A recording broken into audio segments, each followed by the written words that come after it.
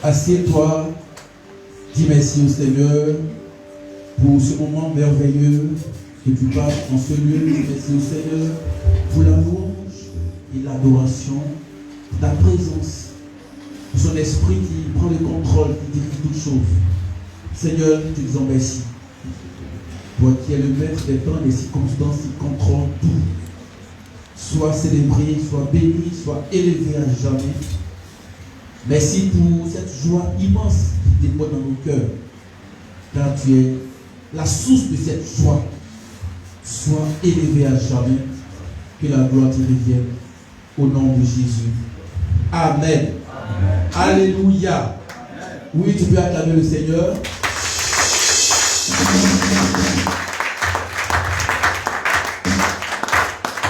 Nous sommes bénis. Je reviens tout à l'heure sur le passage que j'avais pris dans le livre de la Genèse. La Bible dit que lorsque Dieu a créé l'homme, il lui a donné un ordre. Il a dit, tu pourras manger de tous les fruits, mais quant à l'arbre de la connaissance du bien et du mal, le jour où tu en mangeras, tu mourras.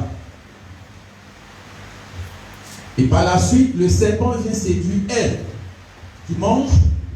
À son tour, elle donne à son mari, et il mange. Et quand Dieu vient vers le serpent, il lui dit, puisque tu as fait cela, tu seras maudit. Il va vers la femme, il lui dit, puisque tu as fait cela, voici ta sentence. Pourquoi? Parce qu'il n'a pas parlé au serpent, il n'a pas parlé à la femme. Mais quand il vient vers l'homme, il dit, puisque tu as écouté la voix de ta femme. Parce qu'au lieu que l'homme écoute la voix de Dieu, il a préféré rejeter la voix de Dieu. Il allait écouter la voix de sa femme. Et Hébreux 1 nous dit, après avoir plusieurs fois et à maintes reprises parlé à nos pères par des prophètes, dans les temps présents, dans les temps actuels, Dieu nous a parlé par le Fils qu'il a établi héritier de toutes choses. Lorsque tu rejettes la voix de Dieu pour écouter une autre voix, tu peux échouer. Mais lorsque tu écoutes la voix de Christ, tu n'échoues jamais, parce que Christ est le succès. Christ est la vie. Christ est la réussite. C'est pourquoi la Bible dit, la foi vient de ce qu'on entend, et ce qu'on entend vient de la parole de Christ. C'est pourquoi le seul message qui est digne d'être prêché, c'est la parole de Christ, qui tourne autour de la personne de Christ.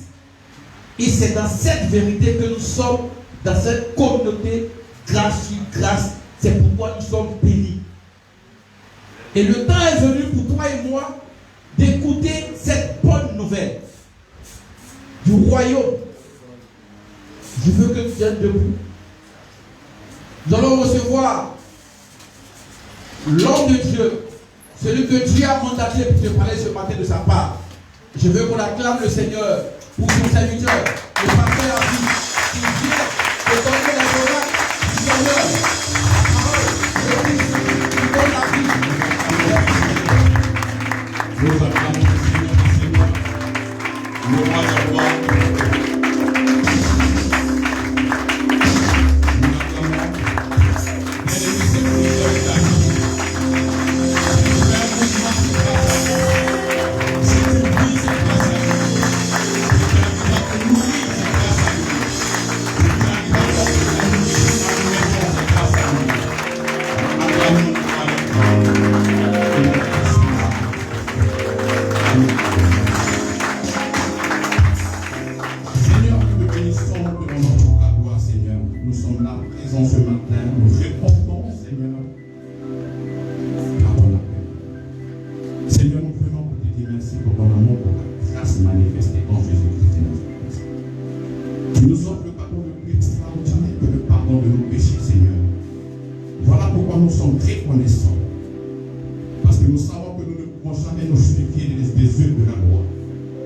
Mais nous avons eu la sainteté grâce à toi.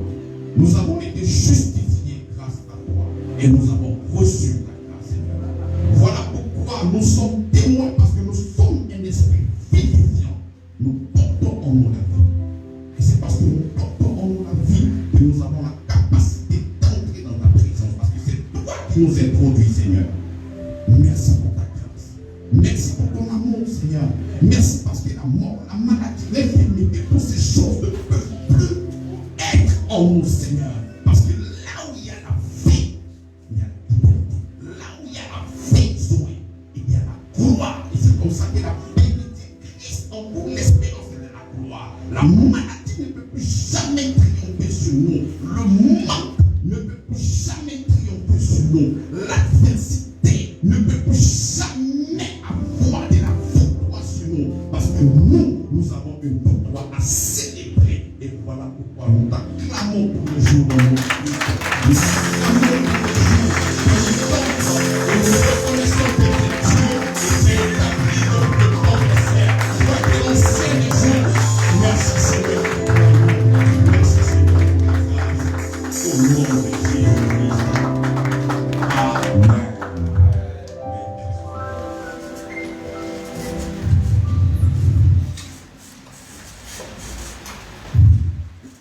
Salut au nom précieux de notre Père et de notre Sauveur Jésus-Christ. Amen. Amen. Bien-aimés, je suis très heureux d'être au milieu de vous. Cette semaine, le Seigneur a permis de grandir en âge. Peut-être que nous manifester, c'était un moment extraordinaire. J'ai reçu beaucoup d'amour venant de vous, des appels, des messages. J'étais vraiment vraiment très très content.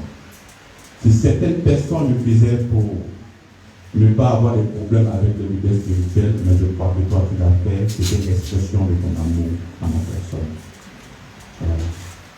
Et voilà pourquoi je suis très content, béni d'être auprès de vous. Et comme je dis toujours, chaque dimanche, je vois Dieu au travers de votre vie. À chaque fois que vous manifestez l'amour, je suis dans l'abondance, je suis dans la joie, et je suis vraiment, vraiment dans le bonheur. Amen. Amen. Que Dieu vous bénisse abondamment. Nous allons commencer un séminaire, et ce séminaire, c'est le vrai évangile. Le vrai évangile. Le vrai message de l'évangile. Bien aimés, si nous disons le vrai évangile, c'est parce que nous entendons beaucoup de choses qui ne sont pas l'évangile. Des personnes qui prêchent sous la bannière de l'évangile, alors que ce n'est pas l'évangile qui est véhiculé. Lorsque nous prenons ce beau document, cette Bible, la Sainte Bible, je peux prendre ça et prêcher les mots. Je peux prendre cette Bible-là et prêcher les démons. Je peux prendre cette Bible-là et être un bon coach pour toi. Je peux prendre cette Bible-là et prêcher beaucoup de messages sans toucher à l'évangile. Amen. Je peux parler de beaucoup de choses sans toucher l'évangile. Et la Bible qui est constituée de l'Ancien Testament et du Nouveau Testament. Il y a deux alliances majeures dans la Bible. L'Ancienne Alliance et la Nouvelle Alliance. Donc, bien aimé, lorsque tu n'as pas la grâce de comprendre les Écritures, tu peux prendre la Bible, prétendre prêcher l'évangile, alors que ce n'est pas l'évangile qui est prêché. C'est un autre message. Et c'est comme ça que nous ouvrons le livre Juge chapitre 1, le verset 3. Qu'est-ce que nous dit? Bien aimé, comme je désirais vivement vous écrire au sujet de notre salut commun. Juge chapitre 1, le verset 3. Bien aimé, comme je désirais vivement vous écrire au sujet de notre salut commun, je me suis senti obligé de le faire afin de vous exhorter à combattre pour la foi qui a été transmise au sein une fois pour toutes. Le verset 4, il dit, car il s'est glissé parmi vous certains hommes dont la condamnation est écrite depuis longtemps. Des épis qui changent la grâce de notre Dieu en dissolution et qui réunit notre Maître et Seigneur Jésus-Christ. Lorsque Jude écrivait ces épîtres, nous étions entre 60 et 80 ans après Jésus-Christ de Nazareth. C'est-à-dire déjà, juste après le départ de Jésus, 60 à 80 ans plus tard, voici Jude qui va commencer à écrire. Pourquoi? Parce que l'évangile est attaqué. Il dit qu'il y a des faux frères qui sont entrés et qui ont commencé à jeter de l'eau propre sur l'évangile de la grâce. Et il faut comprendre que maintenant nous sommes en 2021. Et si déjà 60 ans après Jésus-Christ, il y a déjà eu des personnes qui ont commencé à pervertir l'évangile, mais bien aimés, il faut comprendre que maintenant que nous sommes en 2021, l'état est énorme. Il y a beaucoup de choses qui sont faites, qui ne sont pas l'évangile. Bien aimés, lorsque l'évangile était prêché autrefois, les vies étaient transformées, les vies étaient calmes, et les choses se passaient d'une manière extraordinaire. Mais ce même message-là est prêché et les vies des gens ne sont pas transformées. Donc ce n'est pas l'évangile qui a un problème, ce n'est pas l'évangile qui a un souci. Donc ce n'est pas celui qui reçoit qui a un souci, sûrement c'est l'évangile qui est prêché qui n'est pas efficace. Alors que lors de l'église primitive, l'apôtre Paul lors de la Pentecôte, l'apôtre Pierre lors de la Pentecôte, lorsqu'il a prêché, près de 3000 personnes ont été converties. Mais aujourd'hui, nous entendons l'évangile et ça ne touche pas. Aucun effet. Aucune une transformation. Pourquoi? Et c'est comme ça, juste 60 ans après Jésus-Christ, va commencer à lutter contre les faux frères qui sont crissés parmi nous et qui sont venus chez Dieu de le trop sur la terre. Amen. Même lorsque nous regardons au XVIe siècle avec Martin Luther, lorsqu'il y avait certaines dénominations qui disaient que le salut se recevait par les œuvres, que le salut se recevait en payant peut-être de l'argent. Et c'est là que Martin Luther, en 1915, il a fait cette déclaration. 1600, il a fait cette déclaration en disant que l'homme est justifié par foi en Jésus-Christ de Nazareth. Donc vous voyez que depuis longtemps, ce combat existe depuis pépère des rois.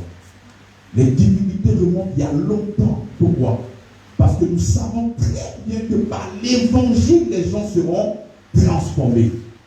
Donc si les gens ont la connaissance de l'évangile, mais on en a depuis d'années. Donc qu'est-ce qu'il faut attaquer?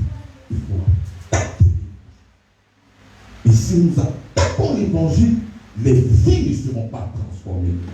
Tu seras en train de prêcher à des personnes, mais la Bible dit que nous sommes des victorieux, la Bible dit que nous avons la victoire, mais cependant, ma vie ne ressemble pas à la victoire, mais c'est un chaos. Qu'est-ce qui se passe? On était après de l'évangile. Amen. C'est quoi l'évangile? Nous prenons Romains chapitre 1, le verset 5.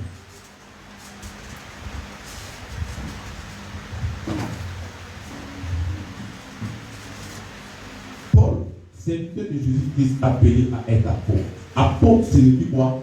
Envoyé. Paul, serviteur de Jésus-Christ, appelé à être apôtre. Mis à part pour annoncer l'évangile de Dieu. Mis à part pour annoncer quoi? L'évangile de Dieu. Dans d'autres traditions, vous allez voir que l'évangile est transformé d'abord par la bonne nouvelle. L'évangile, c'est quoi? Lorsque nous prenons le texte original, là-bas en grec, on dit angelion. Angelion veut dire quoi? Ça veut dire bonne nouvelle. C'est-à-dire, la nouvelle est tellement bonne qu'on a du mal à croire en cette nouvelle. C'est-à-dire, c'est une nouvelle qui est extrêmement bonne. Une très, très bonne nouvelle. Donc, ce mot-là déjà existait, mais jamais été employé dans les textes. Parce qu'en ce moment, il n'y avait pas vraiment de nouvelles presque trop bonnes pour être vraies. Donc, le mot existait, mais jamais utilisé. Et c'est comme ça même que dans l'Ancien Testament, il n'y a pas même le mot évangile. Pourquoi? Parce que l'évangile, on pouvait l'utiliser lorsque la nouvelle est à l'extrême. Elle est une très, très bonne nouvelle. Amen. Une bonne nouvelle n'a pas besoin d'être mauvaise au départ et être bonne après. Non. Une bonne nouvelle, c'est une bonne nouvelle. Amen. Alléluia. Il dit, Paul, serviteur de Jésus-Christ, appelé à être apôtre, mis à part pour annoncer l'évangile de Dieu. La bonne nouvelle de Dieu. Il dit qu'il avait été promis auparavant de la part de Dieu par ses prophètes. Donc, la Bible nous informe que cette bonne nouvelle, qui est l'évangile, avait déjà été annoncée par ses prophètes dans les Saintes Écritures. Lorsque la Bible est en train de parler des Saintes Écritures, c'est de Genèse à Malachie. Lorsque vous voyez dans la Bible les Saintes Écritures, nous sommes en train de parler de la Genèse jusqu'à Malachie. Lorsqu'on dit les Saintes Écritures, c'est ça. Alors, nous allons commencer même avec Genèse. Genèse chapitre 3, le verset 15. Qu'est-ce qu'il nous dit là-bas?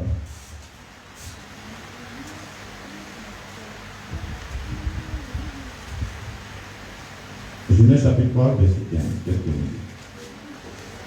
Il dit, je mettrai inimitié en toi et la femme, en ta postérité et sa postérité.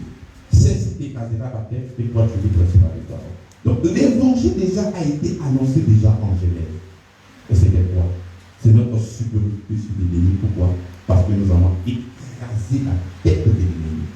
Lorsque l'évangile était annoncé là-bas, c'était encore dans le futur, parce que Christ n'était pas encore venu accomplir ça. Donc ça pouvait ressembler à une promesse que ta postérité écrasera celle de l'ennemi. Amen. Donc lorsque le livre de Genèse a été écrit, ça a été écrit 1400 ans avant Jésus-Christ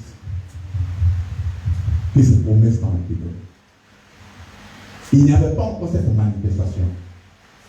C'était comme une prophétie qu'elle a été 1400 ans avant Jésus-Christ. Après même, lorsque nous continuons avec Isaïe, qui va nous dire, Isaïe chapitre 9, le verset 6,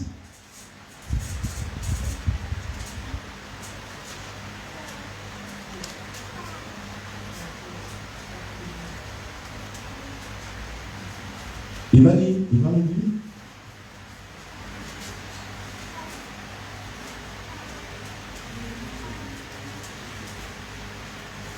Isaïe chapitre 9, le verset 5. Car un enfant nous est né, un fils nous est donné, et la domination reposera sur son épaule.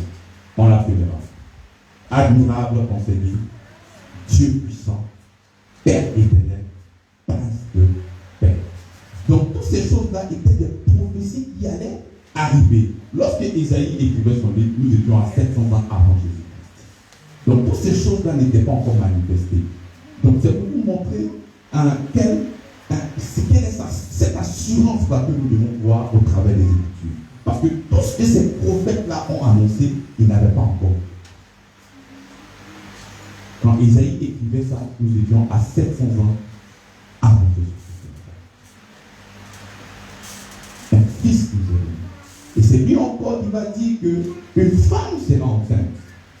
Elle ne va pas connaître d'homme, mais le Saint-Esprit viendra sur elle. Amen. Donc la Bible est digne de confiance. Parce que la Bible nous a démontré des choses qui devaient arriver à la lettre. Et ces choses-là sont réalisées. Donc, dans les Saintes Écritures, de par Dieu, il a annoncé pendant chaque livre, quand tu vas prendre Genèse, il va annoncer l'évangile. Quand il va prendre Lévitique, il va annoncer l'évangile. À chaque fois, dans chaque livre, il y a une vérité de l'évangile qui est annoncée d'une manière prophétique. Amen. Est-ce que vous me suivez? Ok. Au verset 3, il dit, et qu'il concerne son fils. Le qui est mis pour qui? Pour l'évangile. Il dit l'évangile concerne quoi? Il dit l'évangile concerne Jésus.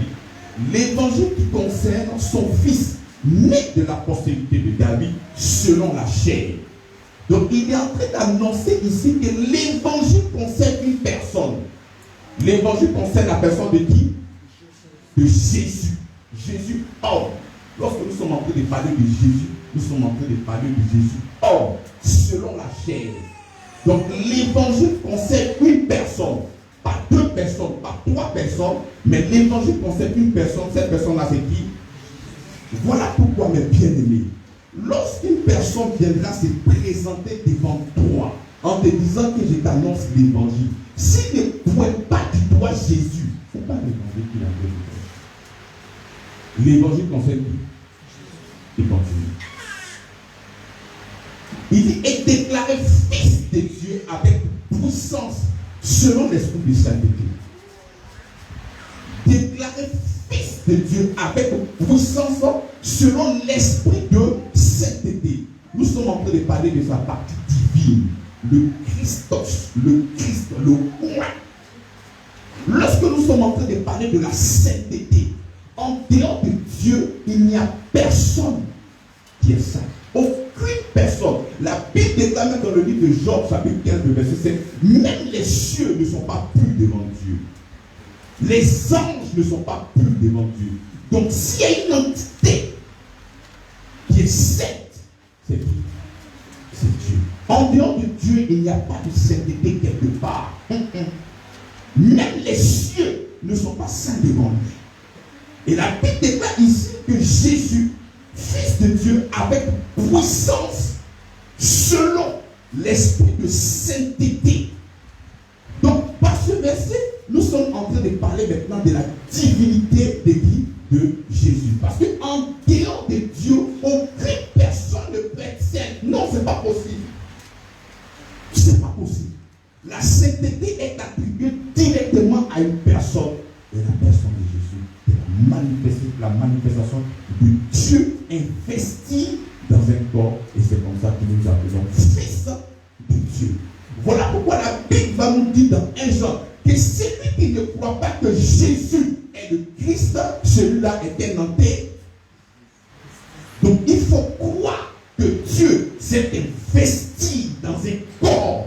Et ce corps-là, c'est lui qu'on appelle Jésus, le Christ, le Christos, le roi. Donc l'évangile nous présente une personne qui a la divinité en elle. Donc une fois qu'une personne te parle de l'évangile, il doit te parler de Jésus homme et de sa divinité. C'est bon? Et l'évangile qui concerne son fils, né de la postérité de David, selon la chair, est déclaré fils de Dieu avec puissance selon l'esprit de sainteté par sa résurrection d'entre les morts. Donc l'évangile concerne une personne, la personne de Jésus, et ce qu'il a fait. Qu'est-ce qu'il a fait? La Bible déclare que par sa résurrection d'entre les morts, notre Jésus-Christ, Seigneur et Sauveur. Si on parle de résurrection, c'est qu'il y a une mort. On parle de la mort, on parle de l'ensevelissement et on parle de la résurrection. Donc ça, c'est le premier volet. Lorsque nous sommes en train de parler de l'évangile, nous sommes en train de parler d'une personne, pas de deux personnes, pas de trois personnes. L'évangile concerne seulement qu'une personne, Jésus, le roi, la sainteté incarnée. Alléluia. Au verset 16, l'apôtre continue. Il dit, car je n'ai pas honte de l'évangile. Bien-aimé, ici, si je me présente devant toi et que je te dis que je n'ai pas honte de mon enfant, que je n'ai pas honte de mon père, c'est qui est pour ceux qui ressemble un peu à de la honte. Et en ce moment, l'évangile qu'il prêchait ressemblait à de la honte. Venir dire que Jésus est le Christ, ça faisait honte, mes bien. Venir déclarer que voici le Fils de Dieu, c'est lui qui est venu pour le sacrifice expiatoire de tous tes péchés, ça faisait honte, mes bien. Voilà pourquoi l'apôtre Paul va faire une déclaration. Il dit, car je n'ai pas honte de l'évangile. Même si ça ressemble à un sujet de honte, mais lui dit, je n'ai pas honte de l'évangile. Pourquoi? C'est une puissance de Dieu pour le salut de quiconque croit. C'est une puissance de Dieu, c'est le moyen de Dieu. Voilà pourquoi autrefois, lorsque ces contemporains, les apôtres, l'église primitive prêchaient, les vies étaient transformées. Pourquoi? Parce que l'évangile est une la totalité de la puissance de Dieu réside dans l'évangile. En dehors de l'évangile, il n'y a pas de puissance. La puissance provient de l'évangile. Et c'est comme ça que même quand tu reçois maintenant un miracle, c'est précédé par le message, par l'évangile. Amen. Amen. Donc l'apôtre Paul dit, car je n'ai pas honte de l'évangile, c'est une puissance de Dieu pour le salut de quiconque croit. Du juif premièrement, puis du grec. C'est qui les juifs? C'est le peuple terrestre de Dieu, né selon la chair. Les Grecs, c'est qui? C'est nous tous en dehors des juifs. Donc le Seigneur va faire, il va dire maintenant qu'il n'y a plus de distinction. Que tu sois grec, que tu sois juif, tous parviendront à la vie éternelle par la foi. Il continue. Il dit parce qu'on lui est révélé. Lui est lui pour qui? Lui est lui pour qui? L'évangile. On répond. Car je n'ai pas honte de l'évangile. C'est une puissance de Dieu pour le salut de quiconque croit. du juif, premièrement, puis du grec. Au verset 17, il dit parce qu'en lui est mis pour qui? L'évangile. Donc il dit parce qu'en l'évangile est révélée la justice de Dieu. Donc l'évangile révèle quoi? L'évangile révèle quoi? Donc on va reprendre. À l'entame, nous avons dit que l'évangile révélait Jésus, le Christ, le Christos, le oint, la sainteté. Amen. Et ici, on dit l'évangile révèle quoi? L'évangile révèle quoi? Donc si moi je suis en train de vous prêcher l'évangile, qu'est-ce que je dois vous révéler? D'accord? La justice de Dieu. Si tu viens dans une assemblée et puis on te dit que ton père est sorcier, bien aimé, est-ce que c'est révéler l'évangile? Est-ce que c'est révéler la justice de Dieu? Quoi que ça soit une vérité, mais est-ce que c'est révéler la justice de Dieu? Est-ce que ça, c'est une bonne nouvelle? La Bible déclare que l'évangile, le but de l'évangile, c'est de révéler quoi? Comment est-ce que Dieu rend? Comment Dieu justifie l'homme? Comment est-ce que Dieu déclare une personne juste? Donc si une personne se présente devant toi, qui prend la Bible et qu'il est en train de te montrer la malédiction générationnelle, est-ce qu'il est en train de prêcher l'évangile? Si quelqu'un prend la Bible, il est en train de te démontrer la loi de Moïse, est-ce qu'il est en train de prêcher l'évangile? Quoique ce sont des vérités, mais nous ne sommes pas en train de parler de vérité, nous sommes en train de parler de l'évangile qui est la vérité. Est-ce que vous comprenez? Est-ce que vous comprenez? Dans la Bible, il y avait plusieurs alliances. Il y avait l'Ancien Testament, il y avait des vérités. Nous sommes maintenant dans la nouvelle alliance, dans l'alliance de la grâce. Nous sommes dans une nouvelle dispensation. Celle qui a précédé cette dispensation-là, c'était la loi venue par Moïse. Et là, nous sommes dans une autre dispensation. Et cette dispensation dans laquelle nous sommes, c'est la dispensation de quoi? De l'évangile, de la grâce. Et voilà pourquoi le Seigneur dit que nous ne sommes pas les dispensateurs de la culpabilité, mais nous sommes les dispensateurs de la bonne nouvelle.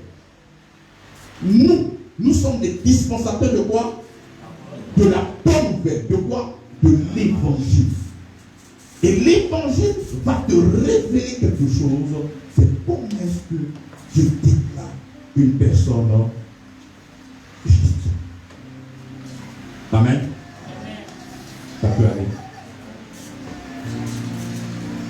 L'évangile concerne Jésus. L'évangile concerne tout ce que Jésus est et tout ce qu'il a fait pour toi et pour moi. L'évangile concerne Jésus. Et tout ce qu'il est et tout ce qu'il a fait pour toi et pour moi. Donc si le curseur n'est pas pointé sur ce que Jésus a fait pour toi, ce n'est pas l'évangile. L'évangile concerne Jésus et ce qu'il a fait pour toi.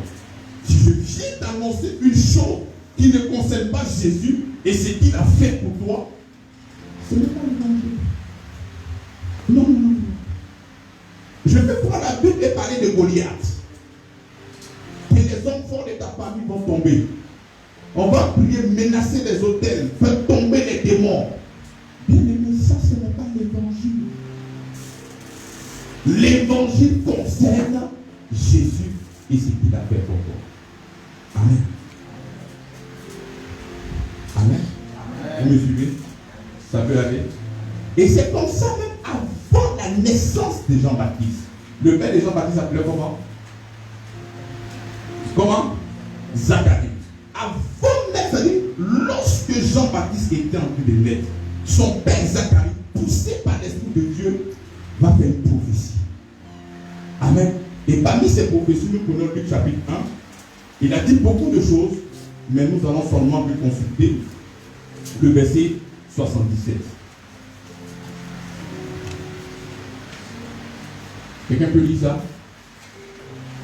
Lorsque Jean-Baptiste naît, son père va prophétisé. Et parmi ces prophéties, vous pouvez arriver à la maison, lire. Mais ce qui est important, on va lire le verset 77. Il dit quoi? Luc 1, 77.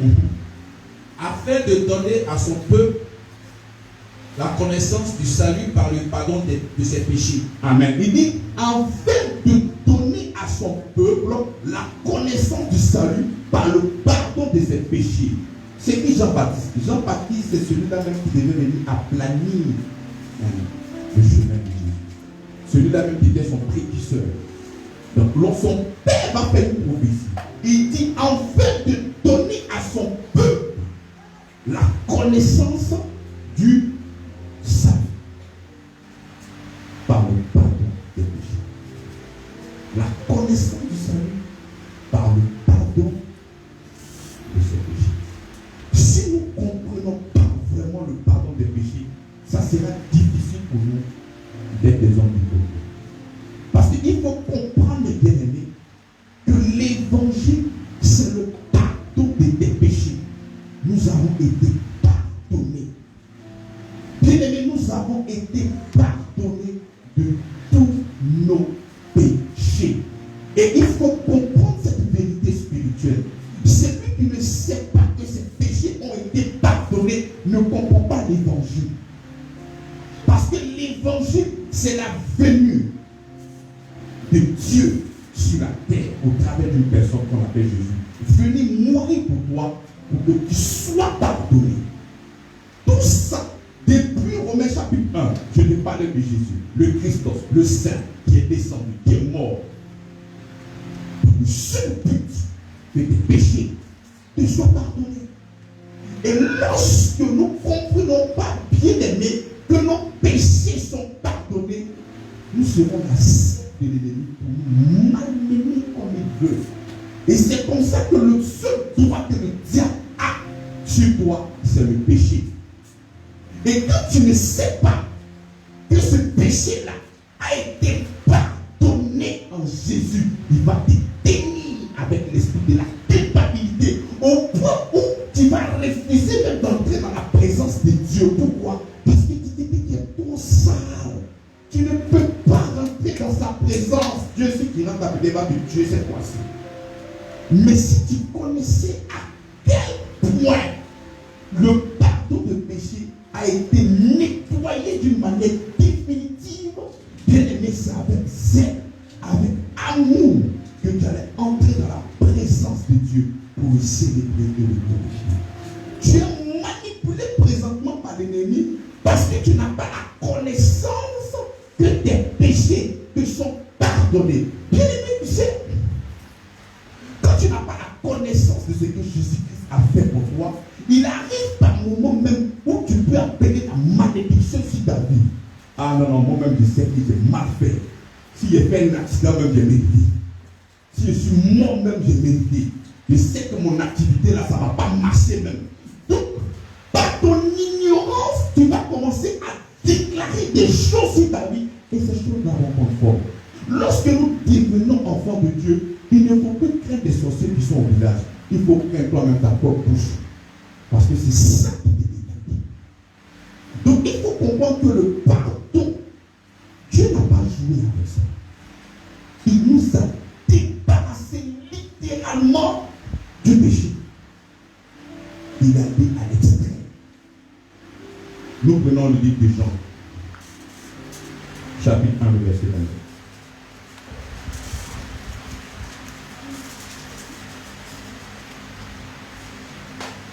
Il dit le lendemain, il vit Jésus venant à lui et lui dit, voici l'agneau de Dieu.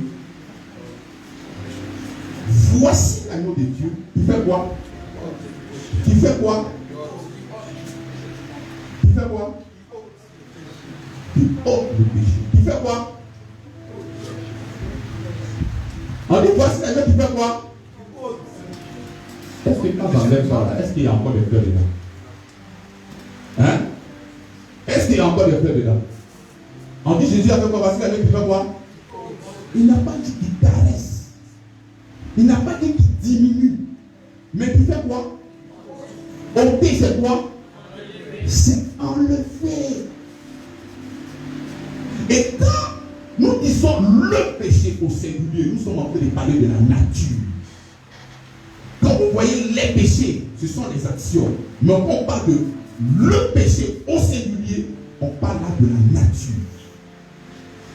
La nature pécheresse, ce que nous avons eu par héritage à cause du péché d'Adam. Il dit, voici l'agneau qui fait quoi? Qui diminue? Qui fait quoi?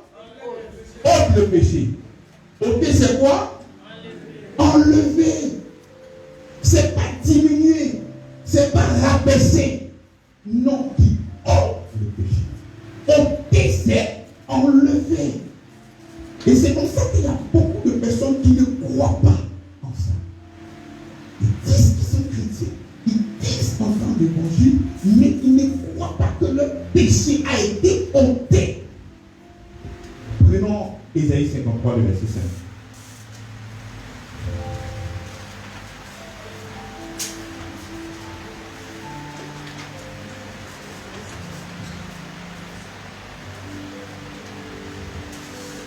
Il dit, mais il était blessé pour nos péchés, brisé pour nos iniquités. Le châtiment qui nous donne la paix est tombé sur lui. Et c'est passé avec tout ce que nous sommes. Est-ce que vous comprenez ce verset-là? Il dit, mais il était blessé pour nos péchés. Et là, nous sommes en train de parler encore de l'action du péché. Il était blessé pour quoi? Il a été blessé pour quoi? Il a été blessé pour quoi? Moi, je viens de commettre quelque chose. On me dit, monsieur Habib, vous avez 20 ans de prison. Je suis en train de partir en prison. Le doyen se lève et dit, mon petit, bon, toi, tu ne vas pas, moi, je prends ta place. Est-ce qu'on va me condamner? Pourquoi? Est-ce que c'est parce que je n'ai pas volé? Mais pourquoi je ne suis pas condamné? Quelqu'un a pris ma place. Un substitut. Et la Bible nous dit, en Ésaïe 53, verset 5, mais il était blessé pour nos péchés. Pourquoi Jésus a été blessé? Hein? Est-ce que c'est parce que lui-même il avait péché? Est-ce que lui-même c'est parce qu'il avait une nature pas pécheresse? Mais pourquoi lorsqu'il se retrouve à la croix, il y a plein de péchés sur lui? Hein? À cause de quoi? Nos péchés. D'abord, il a pris la nature pécheresse et il a pris les actions du péché. Le péché par action. Et c'est comme ça que Romain va nous dire qu'il n'y a plus de condamnation pour celui qui est en Jésus-Christ. L'apôtre Paul, il va utiliser un terme en grec, on dit le cataclysma. C'est ce que vous allez chercher. Le cataclysma, il parle de la nature pécheresse. Il dit qu'il n'y a plus de cataclysma et de cataclyno. C'est-à-dire qu'il n'y a plus de condamnation liée à ta nature pécheresse et il n'y a plus de condamnation liée aux actions de péché. Pourquoi? Parce que Christ a tout pris ça à la croix. Il dit, mais il était blessé pour nos péchés, brisé pour nos iniquités. Le châtiment qui nous donne la paix est tombé sur nous. Bien aimés, si aujourd'hui nous avons une paix, c'est parce que nous avons reçu un substitut.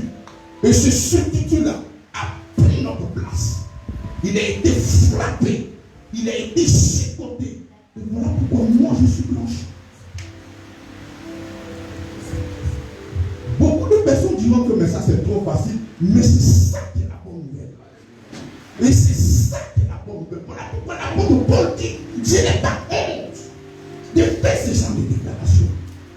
Tu vois ça facile, mais ça n'a pas été facile pour Dieu. J'ai t'invite au restaurant, le plat peut-être fait 1 million, toi tu ne payes pas. Tu n'as que les dents pour manger ton porc de rassasier. Pour toi c'est gratuit, mais ça m'a coûté de l'argent. Ça m'a coûté beaucoup.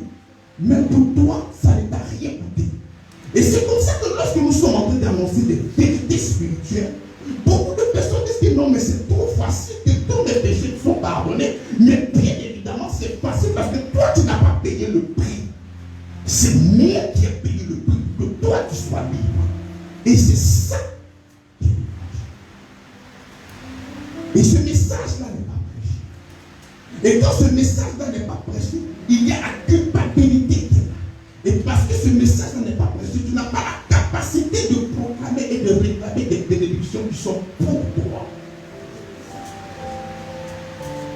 Parce que ce message-là n'est pas prêché, les vies ne sont pas transformées. La Bible dit, ne savez-vous pas que c'est la bonté de l'Éternel qui vous pousse à la repentance? Donc lorsque tu seras entré dans le temps des paroles de grâce et d'amour que Dieu a manifesté pour toi, ça va tellement te toucher et que ta vie médiocre va changer. C'est ça. Mais beaucoup de personnes n'entendent pas ça. Ils arrivent à l'église. Mais Dieu va pardonner tes péchés. Mais ça ressemble à une parole de sagesse. Mais non. Dieu a déjà pardonné tes péchés. Il a déjà pardonné tes péchés. Il y a cette expression encore qui dit mes péchés sont cachés en bas du sang de Jésus. C'est minimiser l'action, la croix, le sang de Jésus. Non, tes péchés ne sont pas en bas. Tes péchés sont effacés. Il n'y a plus de traces de péché dans ton ADN. Et c'est ce que le Seigneur a fait pour nous. Voilà pourquoi nous avons la capacité de nous tenir devant le trône de la grâce pour recevoir la bénédiction. Seigneur, tu m'acceptes par rapport de moi. Tu m'acceptes à cause de ce que toi tu as fait. C'est ça l'évangile.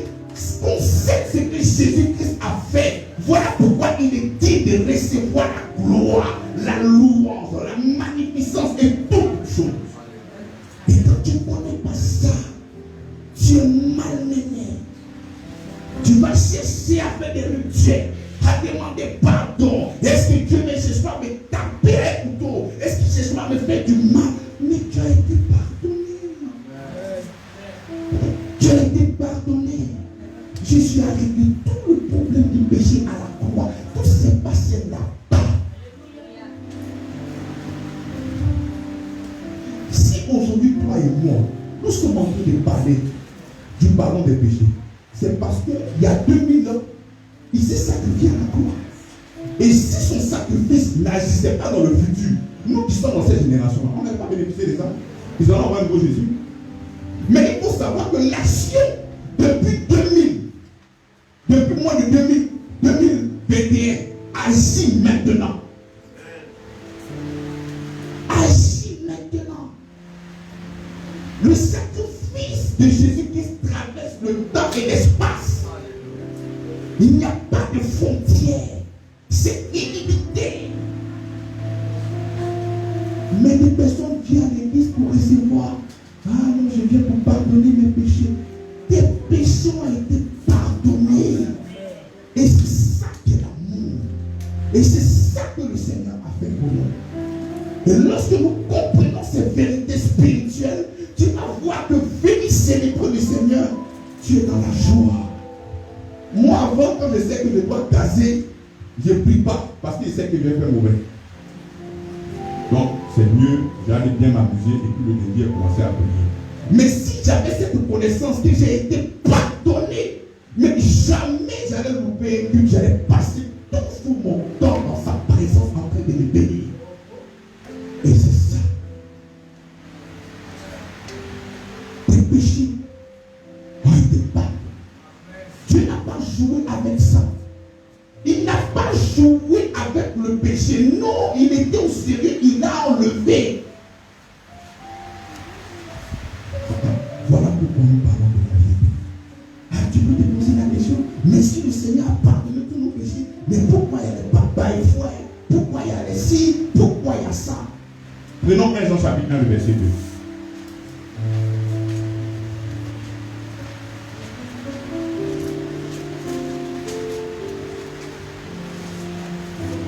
Jean 2.2. Il dit quoi? 1 Jean 2.2. Il dit, il est lui-même une victime expiatoire pour nos péchés. Amen. Il est lui-même une victime expiatoire pour nos. Non seulement pour les nôtres. Les nôtres là c'est pour qui? Les nôtres là c'est pour qui? C'est pour nous qui. Nous qui. Amen. Nous qui. Donc il dit que nos péchés, il est la victime expiatoire de tous nos péchés.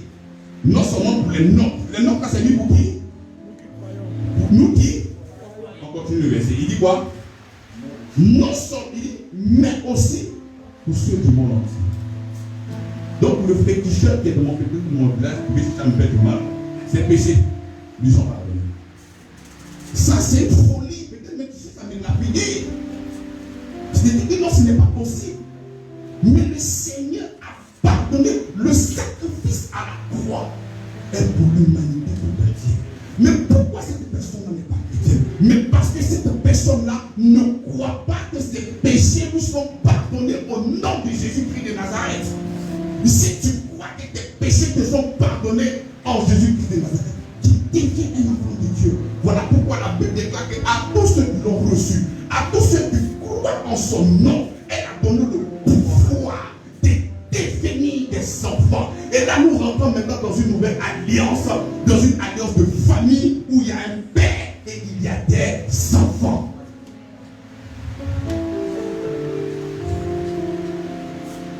Mais regardez, nous avons tendance à minimiser le sacrifice de Jésus à un point exagéré. Lorsque nous étions dans l'ancienne alliance, annuellement, on choisissait un sacrificateur et un animal pour le pardon des péchés. Quels gens essaient de faire le sacrifice là pour une année? Non. Ils sont convaincus qu'ils auront la victoire sur tout. Pourquoi? Parce qu'ils savaient qu'au travers de ce sacrifice-là, le péché était totalement pardonné. Voilà pourquoi lorsqu'ils ont envoyé Balaam pour venir maudire le peuple de Dieu, il dit mais je ne vois pas de faute. Pourquoi? Parce qu'ils avaient été pardonnés grâce j'aime bien l'expression de mouton. Donc si un sacrifice de mouton a pu désirer une année, c'est le sacrifice de Dieu. Et le sacrifice de Dieu, c'est-à-dire pendant une année, tu es couvert de tous tes impairs. Parce que tu as pris un animal, tu es venu voir un sacrificateur, il a fait l'expiation, il a dit pardon. Tes péchés qui sont pardonnés pour cette année. Mais si le sang de bouc a péché une année, mais le sang de Jésus, et le sang de Jésus, lui c'est quoi 2 secondes? C'est 3 secondes. Mais si le sang de bouc a pu faire une année, mais et le sang de Jésus, qui a une valeur éternelle, il n'a pas reçu une rédemption séquentielle pour toi. Il n'a pas reçu une rédemption momentanée. Il a reçu une rédemption quoi? Éternelle. Des péchés qui sont pardonnés à l'infini. Tu ne bénéficies pas encore de ça parce que tu ne crois pas. Parce que tu ne crois pas. C'est difficile. Non. Attends, le gars là, qu'est-ce qu'il a? Comment les péchés sont pardonnés? Non, c'est pas possible. Non. Mais parce que tu ne crois pas. Mais il faut croire ce qu'il a fait. Les gens de l'Ancien Testament, lorsqu'ils venaient te poser un mouton, ils croyaient que les péchés étaient pardonnés. Ils croyaient. Mais toi, tu dis que tu ne crois pas. Qu'est-ce que tu veux qu'on fasse pour moi? J'étais tellement pardonné que lorsque Paul et Silas sortaient de la prison, lorsque le Seigneur a cédé les verrous de la prison, le génie a demandé quoi? Que faut-il faire? Pourquoi? Pour être? Qu'est-ce que Paul et Silas ont répondu? Il dit crois seulement et tu seras toi et ta famille. Il n'a pas dit viens demander pardon à tes péchés. Viens pour que le Seigneur te demande. Non, il a déjà réglé le problème du péché. Il te demande maintenant de faire quoi? De croire. Pourquoi? Parce que le sang de Jésus est venu pour laver tous tes péchés. Mais avant que Jésus-Christ ne meure, dans Luc 18, cette même question l'a pu poser à Jésus.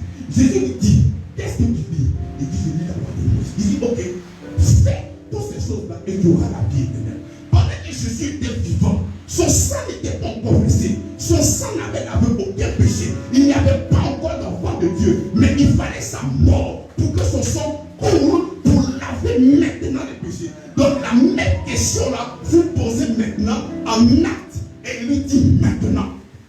crois au Seigneur Jésus-Christ. Une même question, il y a deux réponses. En lui, il lui pose la question. Que faut-tu faire pour avoir la vie? Fais ci, fais ça, fais comme ci, fais comme ça, fais comme ça. Et c'est comme ça que lorsque tu n'as pas la compréhension, tu vas dire une question que même Jésus a répondu. Toi, tu vas venir contester. Lorsque Jésus donnait cette réponse-là, nous étions encore sous la loi mosaïque. Il fallait que Jésus meure, qu'il soit enseveli, qu'il ressuscite et qu'il va présenter le sang sur le tabernacle céleste pour que tous tes péchés te soient pardonnés.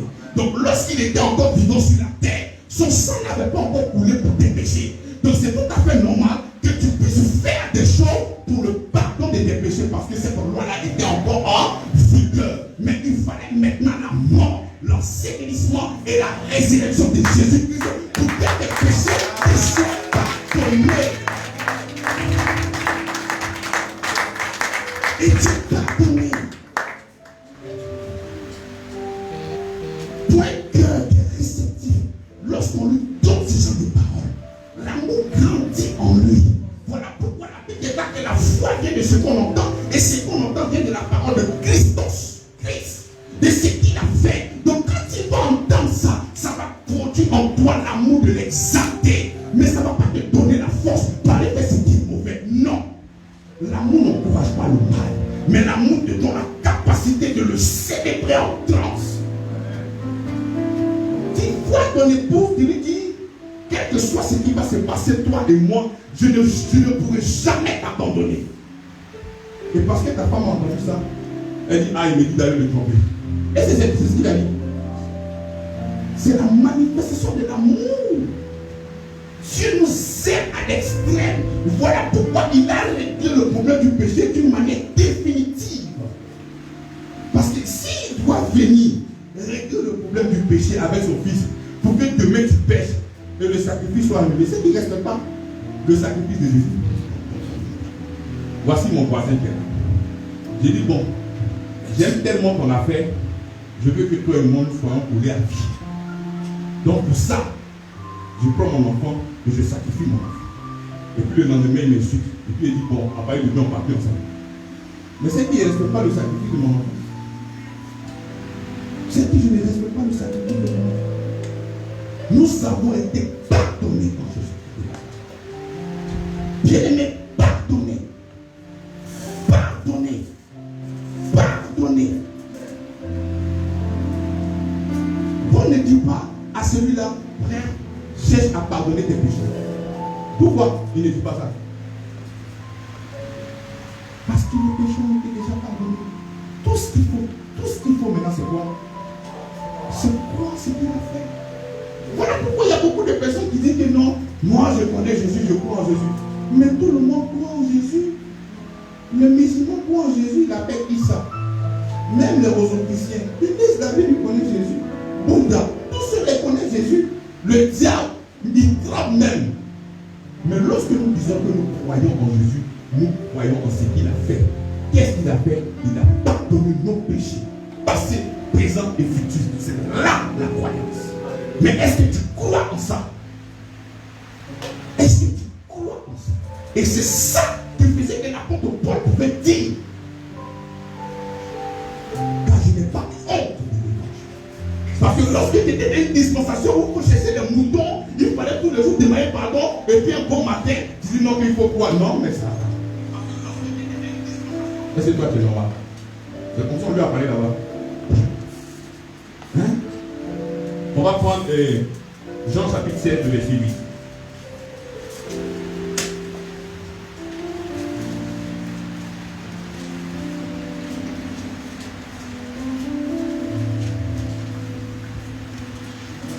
Jean 16, 8.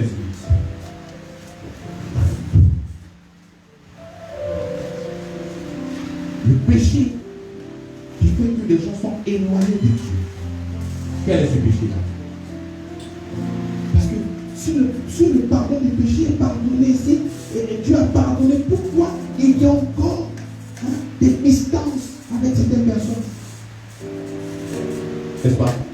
Si le pasteur dit au travers de la Bible que tous les péchés sont pardonnés, mais pourquoi pourquoi il y a encore de l'animosité avec certaines personnes.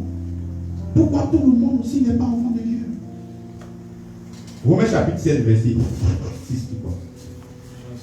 Oui. Et quand il sera venu, il convaincra le monde en ce qui concerne le péché. Et il dit, et quand il sera venu, il parlait de qui? Du Saint-Esprit. Il dit, quand le Saint-Esprit va venir, il va convaincre quoi? Le monde. Le monde, c'est cosmos. C'est toute la race. Tous les êtres. Il va convaincre quoi? Le monde. C'est quoi? En ce qui concerne le continue, la justice et le jugement. Au verset 9, il dit quoi?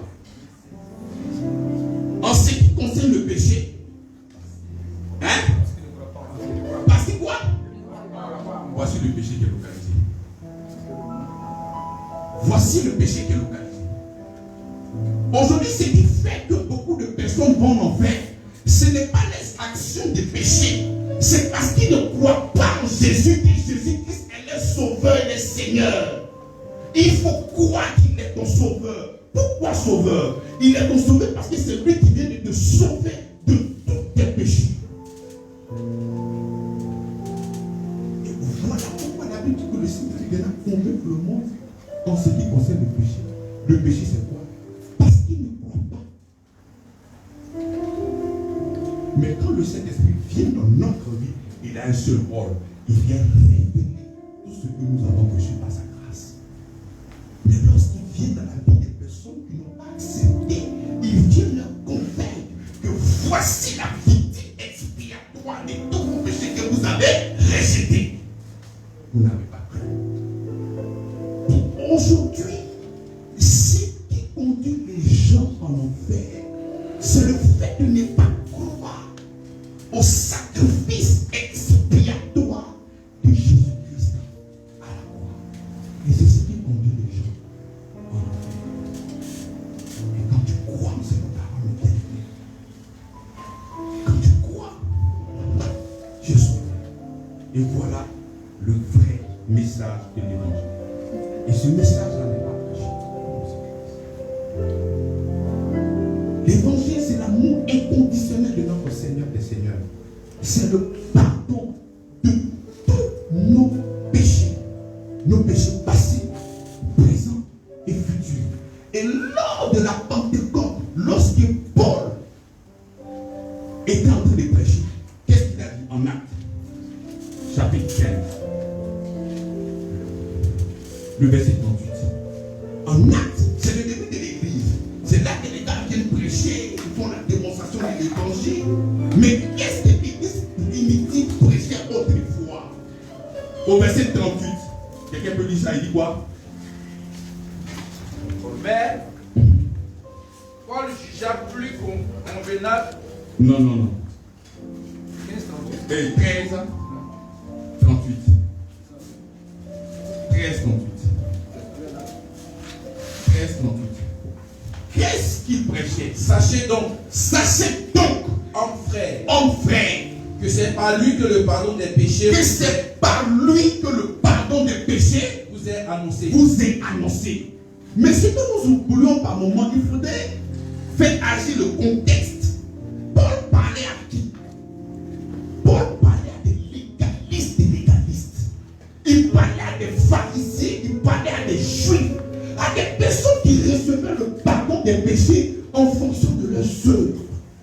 Les gars, ils étaient dans une ancienne dispensation. Dans cette dispensation-là, voici ce qu'il fallait faire pour recevoir le pardon du péché. Et tu viens de mettre au milieu des gens qui ont une manière de faire depuis peut-être des soirs par rapport à ce que Moïse a donné. Toi, tu vas t'arrêter devant les gens et tu vas dire, homme frère. Sachez donc, homme frère, que c'est par lui que le pardon des péchés vous est annoncé. Ce n'est plus par les moutons. Ce n'est plus par ce que tu fais. Mais le pardon des péchés est annoncé en Jésus-Christ de Nazareth. Voici ce que l'Église primitive prêchait. Ce n'est pas un rituel comme autrefois. Ce n'est pas 2 choses à faire. Ce n'est pas 3 choses à faire. Ce n'est pas 4 choses à faire. Le pardon du péché est annoncé à une seule personne et c'est la personne de Jésus le Christ. En dehors de Jésus-Christ, il n'y a point de pardon de péché. Pourquoi? La Bible déclare que sans infusion de sang, il n'y a point de pardon pour le péché. Donc c'est le sang de Jésus là qui a été pour toi une offrande pour que tu sois pardonné. Et la valeur du sang de Dieu, c'est une valeur éternelle. Donc le pardon que tu as reçu là, ça a une valeur éternelle. Éternelle. Donc il parlait à des Juifs et ils étaient en boule. Et puis Paul va les achever au verset 39. Il dit, et quiconque croit est justifié par lui. Quiconque croit est justifié par lui. Il n'est pas justifié par les moutons. Il n'est pas justifié par quoi que ce soit, mais par sa croyance en ce que Jésus-Christ a fait. Il a pardonné mes péchés. Il a pardonné mes péchés. Voilà pourquoi lorsque nous rentrons dans l'adoration, Seigneur, merci parce que tu as pardonné nos péchés. Merci parce que si ce n'était pas ton sacrifice, mais comment est-ce que j'allais entrer dans ta présence? La Bible déclare que tu habites les lumières impénétrables, inaccessibles. Aucune personne ne peut avoir accès. Mais nous avons accès grâce à ce que lui, il a fait. Parce qu'il est saint, parce qu'il a une valeur sainte, il te communique ces saintetés-là et tu entres dans son intimité. Bien-aimé, tu ne rentres pas dans ton intimité à cause de ce que tu fais. Non. C'est grâce à lui. C'est grâce à lui. Et il a dit, et quiconque croit est justifié par lui de toutes les choses dont vous ne pouviez être justifié par la loi de Moïse. Avant l'évangile de la grâce, avant cette dispensation de la grâce, nous étions dans la dispensation de la loi, chapeautée par Moïse. Et il dit, et quiconque croit est justifié par lui de toutes les choses dont vous ne pouviez être justifié par la loi de Moïse. Toute autre pratique, même ce que vous faisiez autrefois que Dieu acceptait, ça ne vous justifiait même pas. Donc aujourd'hui, l'absolu, ce n'est pas un chemin. L'absolu pour que tes péchés te soient pardonnés, c'est de croire que tes péchés sont pardonnés en Jésus-Christ de Nazareth. Parce qu'il est la victime expiatoire de tous tes péchés. Péché passé, péché présent et péché futur. Bien aimé, c'est ça l'évangile. Et c'est ça qui transforme les vies. C'est ça qui transforme les vies. Nous prenons Hébreux chapitre 9, verset 12.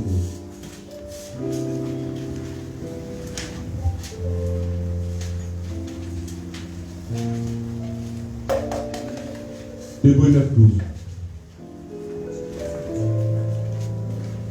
À partir du verset 11. Quelqu'un peut lire?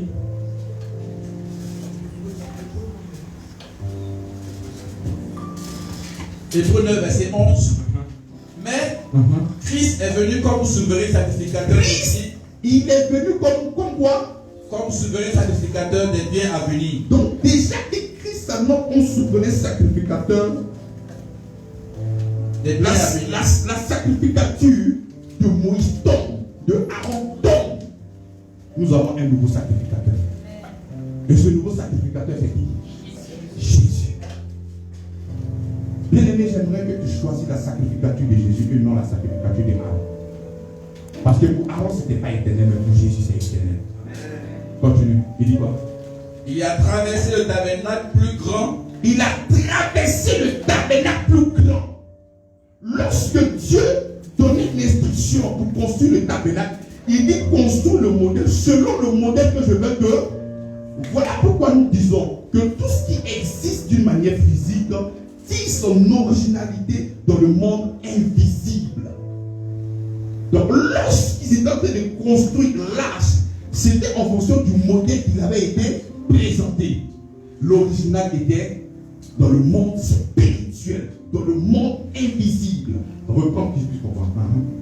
Il a traversé le tabernacle plus grand et plus parfait. Et plus parfait. Il n'est pas venu dans notre tabernacle que nous faisions ici en bas avec Aaron, le petit sacrificateur.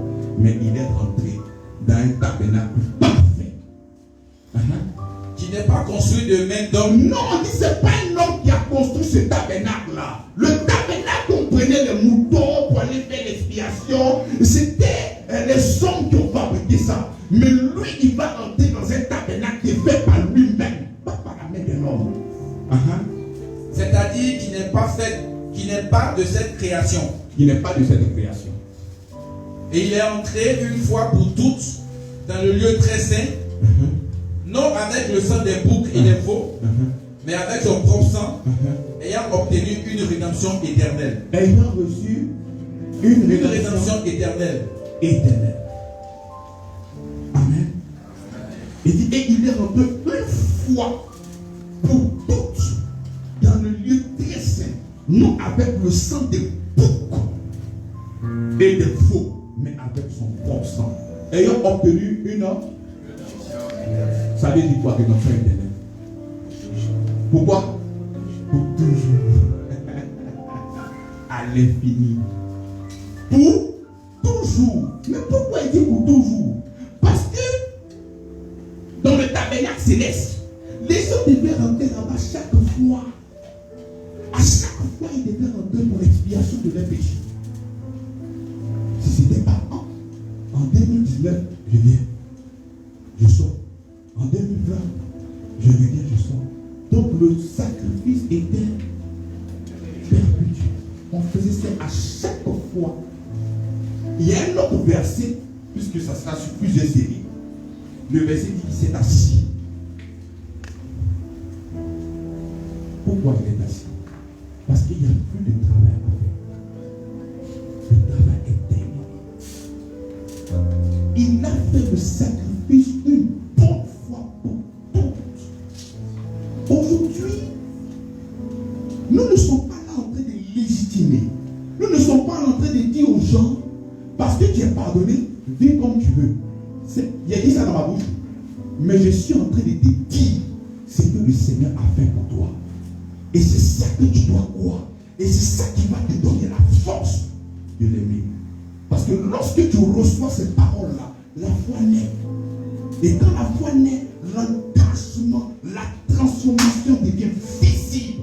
Ah, comme il n'y avait pas d'argent pour le transport. Il n'y avait pas d'argent pour la nourriture. Il n'y avait pas d'argent pour prendre soin de toi. Donc mon grand frère a commencé à travailler. Et dans l'exercice de ses fonctions, c'est là qu'ils ont coupé ses pieds. Mais malgré que ses pieds étaient coupés, il a commencé à travailler encore avec ses blancs dans le seul but que tu deviennes ce que tu es aujourd'hui. Et lorsqu'on sera en train de te parler comme ça de ton grand frère que tu aimais d'abord, mais lorsqu'on va finir de te dire de tout ce qu'il a fait, l'amour que tu avais pour ton grand frère va monter le grand frère. Ah, mais Dieu est bon pour moi. Et c'est comme ça que Jésus a payé le prix fort pour toi. Il n'a pas joué avec le péché. Il a totalement éradiqué, enlevé, il t'a débarrassé de tous tes péchés. Voilà pourquoi aujourd'hui, la Bible dit, approchons-nous donc du trône de la grâce. Avec quoi? Mais pourquoi nous venons avec assurance? Parce que le péché a été enlevé. Voilà pourquoi quand tu veux rentrer avec assurance, mais si Hébreu te dit approche-toi avec assurance, c'est parce que l'esprit de la culpabilité, en fonction des impairs que tu as commis, peut t'assaillir au point où tu ne pourras pas entrer dans la présence de Dieu avec assurance. Mais rappelle-toi que tous tes péchés te sont pardonnés. Et quand tu as la conscience que tes péchés te sont pardonnés, mais tu entres dans la présence de Dieu. Père, je te dis merci. Oh Père, si ce n'était pas toi, mais comment est-ce que j'allais faire? Si ce n'était pas ta bonté, ta grâce, ta miséricorde, mais comment est-ce que j'allais me tenir dans ta présence? Mais comment est-ce que j'allais devenir enfant de Dieu? Voilà pourquoi le terme enfant de Dieu, ce n'est pas toi qui es garant, c'est lui qui est garant. Voilà pourquoi l'alliance ne peut pas chanceler. Et dit mon alliance de paix ne chancelera pas. Point, c'est la négation la plus dangereuse même. Non, point, c'est pas possible. Ça n'est pas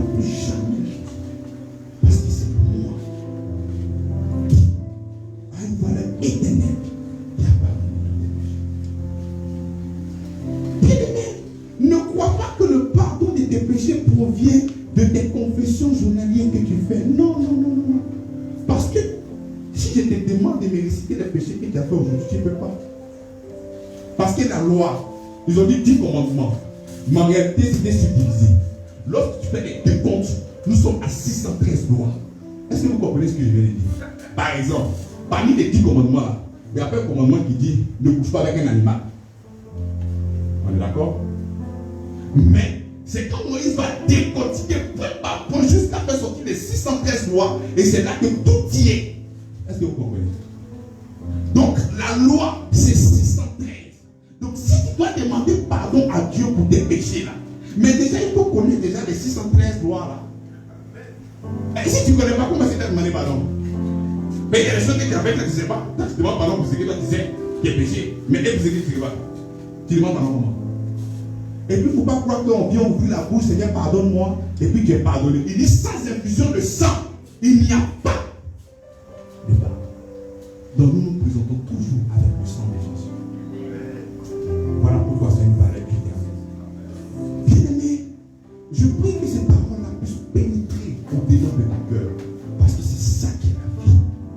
Et lorsque tu reçois ces paroles-là, l'amour va naître dans ton cœur. Et c'est comme ça que la Bible dit que la bonté de l'Éternel te pousse à la repentance. C'est la bonté de l'Éternel. Et la repentance, c'est quoi?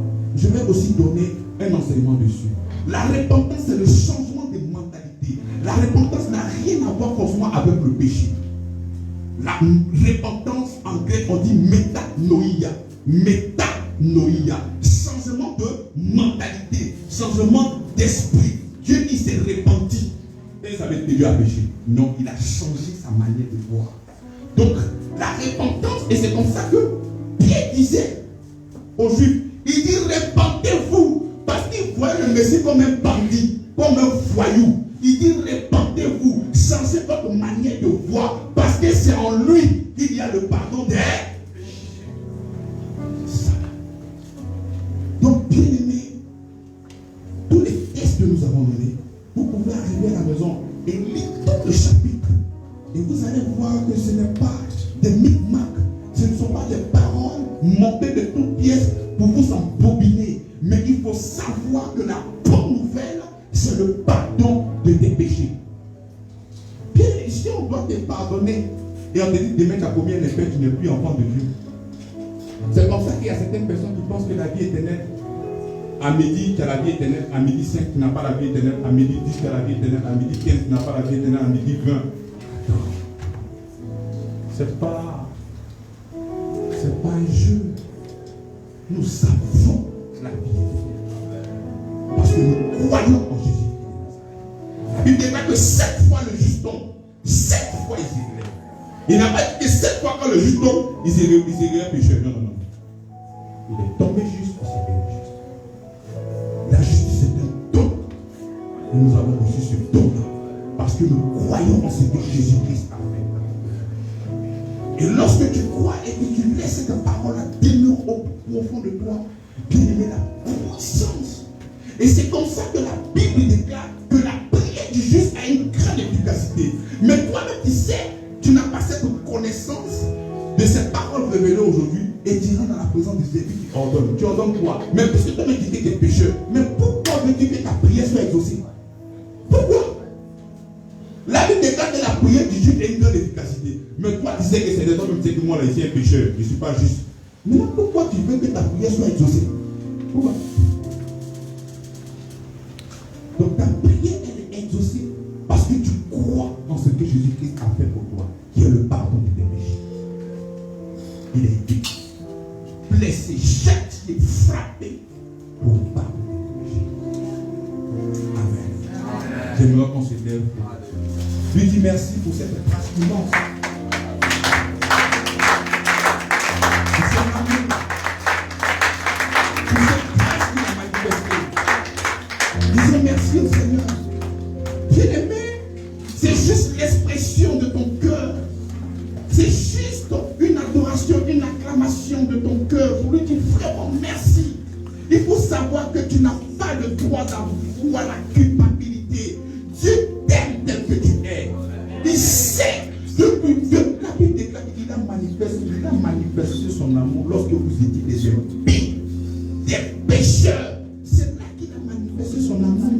Mais bien aimé, lorsque vous étiez ennemis de Dieu, il a manifesté son amour. Maintenant que tu es devenu son enfant, c'est là maintenant il va faire des pièges pour te taper, pour te tuer. Non, ce n'est pas la vérité. Nous avons été pardonnés. Bien aimé, regarde du plus profond de ton cœur, du très fond de ton cœur, du sous-sol de ton cœur. Puisse une parole et dis-lui merci pour tout ça. Parce que si aujourd'hui tu es dans sa présence, ce n'est pas à cause de toi ta sainteté. Parce qu'en dehors de Dieu, il n'y a pas de personne sainte. C'est impossible d'être saint. C'est grâce à lui nous sommes saints. Bénis le Seigneur pour ce qu'il a fait. Seigneur, merci pour ta grâce. Merci pour ton amour, Père. Merci pour ta bonté. Merci pour ta fidélité. Nous te demandons toute la gloire, Seigneur, pour le sacrifice expiatoire à la croix. Merci, Seigneur, parce que nous avons totalement été délivrés du péché et de la mort. Seigneur, merci pour ta grâce. Merci pour ton amour, Père. Merci pour ta bonté. Merci pour ta fidélité, Seigneur. Nous te demandons toute la gloire. Nous te bénissons, Seigneur, pour ton amour éternel. Nous te bénissons, Seigneur, pour ton amour, pour ta grâce, pour ta faveur inéritée, Seigneur. Nous te bénissons, Père. Merci pour ta grâce, Seigneur. J'ai été pardonné, Seigneur. Pardonné, Seigneur. Pardonné, Seigneur. Je suis devenu enfant de Dieu. Je suis devenu enfant de Dieu. Oh Seigneur, merci pour ton amour. Merci, Seigneur, pour ta grâce. Gloire à toi, Père. Gloire à toi, Père. Merci, Seigneur. Merci pour ta fidélité. Gloire à toi, Seigneur. Merci, Seigneur, pour ton amour. Merci pour ta fidélité. Gloire à toi, Seigneur, Seigneur. Merci, Seigneur. Merci pour ta fidélité. Tu es mort pour moi. Tu as été frappé. Tu as été changé pour moi. Tu as été touché. Oh Seigneur, pour que moi je puisse avoir la vie. Merci pour le match. Gloire à toi, Seigneur. Merci, Seigneur, pour ta vie.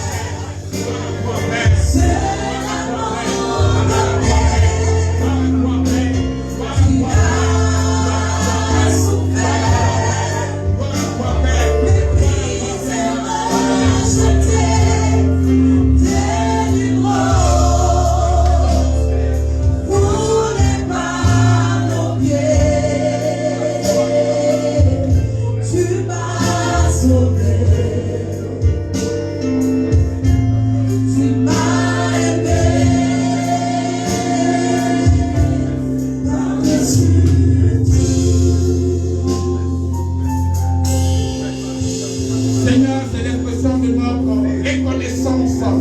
Et nous élevons la voix vers toi, Seigneur. Si aujourd'hui nous sommes enfants de Dieu, si tu es notre Père, c'est parce que nous avons été pardonnés. Parce qu'aucun pécheur ne peut être ton enfant. Et si je suis ton enfant, c'est parce que tu m'as donné la justice. Tu m'as fait grâce de la justice. Et je suis juste.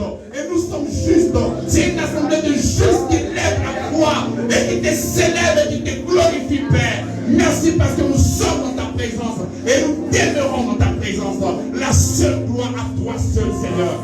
Merci, Seigneur, pour ta grâce. Et que l'honneur, la puissance, l'élévation et la gloire te reviennent à toi seul. Amen. Amen.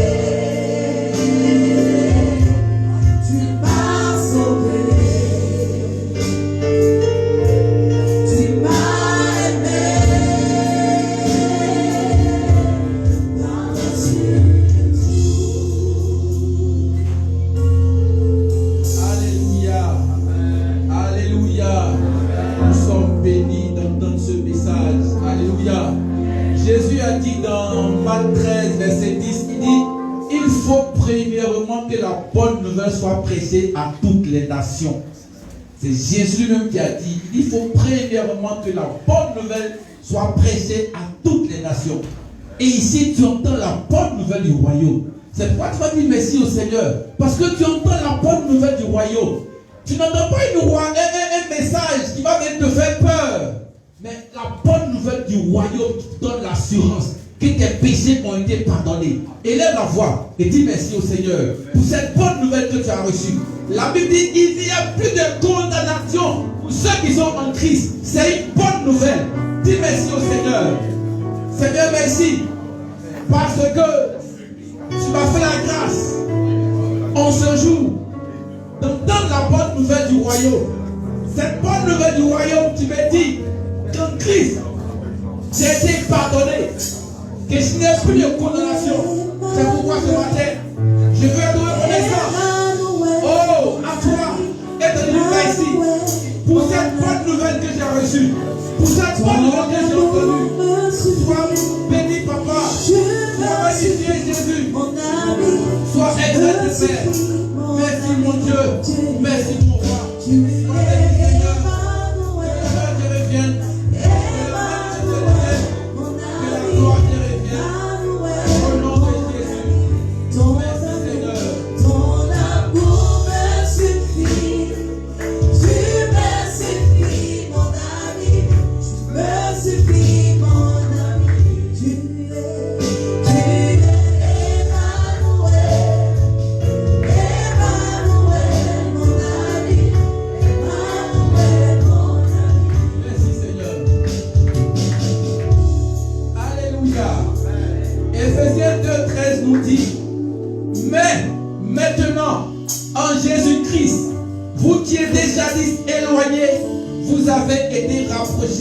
Par le sang de Christ. Parce que le sang de Christ est venu effacer tous nos péchés. Nous avons été maintenant rapprochés de Dieu. C'est une bonne nouvelle. Élève la voix et dis encore merci au Seigneur. Parce que le sang de Jésus a déconnecté du péché et t'a rapproché maintenant des instruments de Dieu. Dis merci au Seigneur. Seigneur, merci Père pour encore cette bonne nouvelle. C'est que hier, le péché m'avait séparé.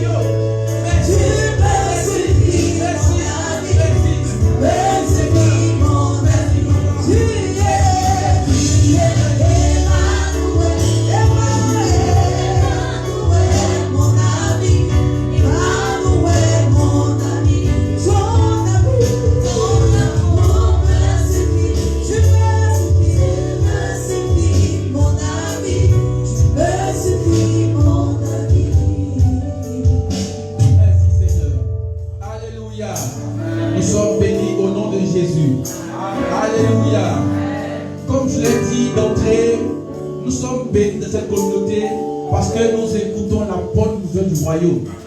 Alléluia. La bonne nouvelle du royaume, c'est ça. Amen. Lorsque le serpent est venu, il est venu attaquer la parole que Dieu avait donnée à Adam. Et c'est comme ça que le diable sème la mauvaise parole dans la bouche des gens qui ne prêchent pas la vérité et ils ne prêchent que des contre-vérités. Or, la Bible dit que la loi a été donnée par Moïse et la vérité et la grâce sont venues par Jésus. C'est pourquoi Jésus est le message et la bonne nouvelle est l'évangile. Et c'est pourquoi dans cette communauté, nous commençons avec Jésus, nous terminons avec Jésus. Jésus est notre tout. Tout de lui, rien de nous. Et c'est comme ça que nous recevons la paix, nous recevons la grâce, nous recevons le bonheur. Alléluia. Que Dieu nous bénisse. Tu as reçu des enveloppes. Tu vas mettre une bonne offrande. Une bonne offrande. Parce que lorsque Dieu a vu de créer la lumière, il a dit que c'était bon. Tout ce que Dieu avait créé était bon. Donc ici, il n'y a pas petite offrande. Il n'y a pas de mauvaise offrande. Nous donnons de bonnes choses au Seigneur. Nous donnons de bonnes offrandes au Seigneur. Parce qu'il nous a déjà bénis. En retour, nous venons lui offrir. Donc prends une bonne offrande. Si tu crois que c'est une bonne offrande, prends et viens donner. Si ce n'est pas une bonne offrande, regarde encore. Quand tu vas voir que c'est bon, tu vas ajouter, tu vas venir donner. Parce que c'est ce qui est bon qu'on doit donner au Seigneur. Amen. Donc prends une bonne offrande. Je vais prendre aussi ma bonne offrande. Nous avons un bon prédicateur. Nous avons un bon groupe musical. Nous avons un meilleur peuple. Et nous donnons des bonnes et des meilleures choses au Seigneur.